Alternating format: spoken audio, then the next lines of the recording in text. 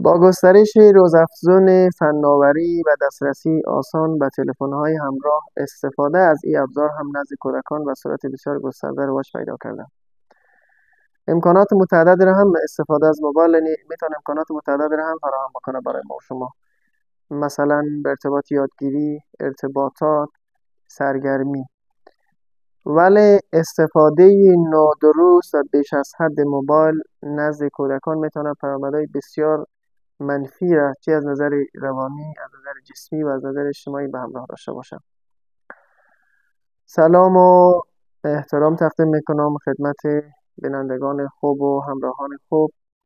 دکتر دانش هستم، متخصص اعصاب روان. بعد از مدت نسبتا طولانی دوباره برگشتم. البته خب دلیلش هم این بود که مصروفیت‌های زیادی که داشتم، یک سفری که داشتم، باعث شد که من نتونم ویدیوهای دیگه را همراه شما دوستان خوبان شریک بسازم. و امشب میخوایم صحبتی داشته باشم به ارتباط آسیبی که استفاده نادرست و بیش از حد موبایل میتونه نزد اطفال یا کودکان ما و شما ایجاد بکنه.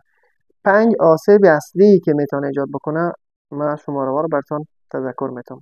اولین آسیبی را که میتونه استفاده نادرست و بیش از حد موبایل نزد کودکان ایجاد بکنه، تغییرات رفتاری ایجاد میکنه. تغییرات رفتاری که ایجاد میکنه، مثلا چی تغییرات رفتاری ایجاد میکنه؟ اضطراب ایجاد میکنه، افسردگی ایجاد میکنه و اختلالات رفتاری میتونه ایجاد بکنه. آسیب دومی که میتونه ایجاد بکنه، استفاده نادرست و بیش از حد گوشی یا تلفن همراه در شب در نور کم نزد کودکان باعث میشه که اختلال خواب نزد اینا ایجاد شه و اختلال خواب باعث کاهش تمرکز و باعث کاهش یادگیری در نزد اطفال و کودکان میشه. آسیب سوم در چشم چه جنجالایی را میتونه ایجاد بکنه؟ در چشم باعث ضعیفی چشم میشه، انحراف در چشم ایجاد میکنه و همینطور خشکی در چشم ایجاد میکنه. آسیب چهارمی را که نزد کودکان استفاده نادرست یا بیش از حد موبایل ایجاد میکنه، باعث افت تحصیلیشان میشه. یعنی اطفالی که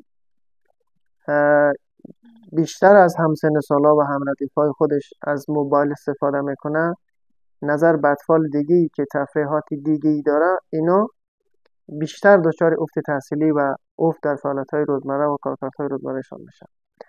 آسیب پنجمی را که ایجاد میکنه، حتی گفته ارتباط بین استفاده نادرست و بیش از حد موبایل و سرطان موجود هست. ولی این بحث است که نیاز به مطالعات و بررسی بیشتری داره تا اینکه در مورد بیشتر روش تحقیق شود، تا اینکه واقعا چند تحقیق از جاهای متعدد و از رفرنس های بسیار معتبر بیاید تا چنین چیزی تایید کنه. چنین چیزی فعلا بیشتر در سطح یک گمان زنی هست که احتمالاً میتونه استفاده نادرست بیش از حد موبایل نزد کودکانتان به مرور زمان ممکن که سرطان را ایجاد بکنه. و چیز دیگه ای را که میخواستم همراه شما خوبان شریک بسازم این است که اطفال در چه سنینی باید از موبایل استفاده بکنن. معمولاً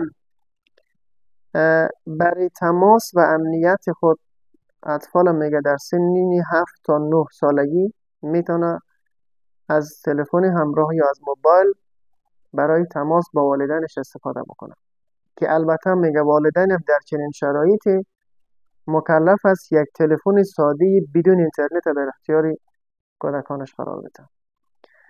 و دیگه استفاده از تلفن هوشمند همراه با اینترنت، معمولا اکثر روانشناسان معتقد به این هست که در سنین 12 تا 14 سالگی اینا میتونه یعنی یک گوشه هوشمند داشته باشه که همزمان با او در اینترنت هم وصل باشه، ولی میگه تحت نظارت شدیدی والدین باید چنین چیزی در اختیار کودکان قرار بگیره.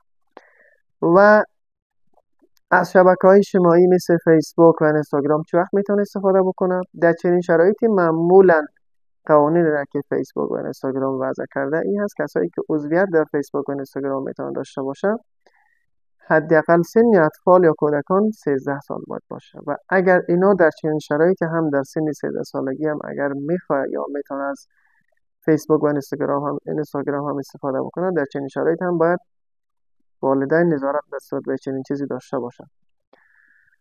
تشکر میکنم دوستان و همراهان خوبم. امیدوارم همواره سلامت و سربلند باشین. تا دیدار دیگر، بدرود.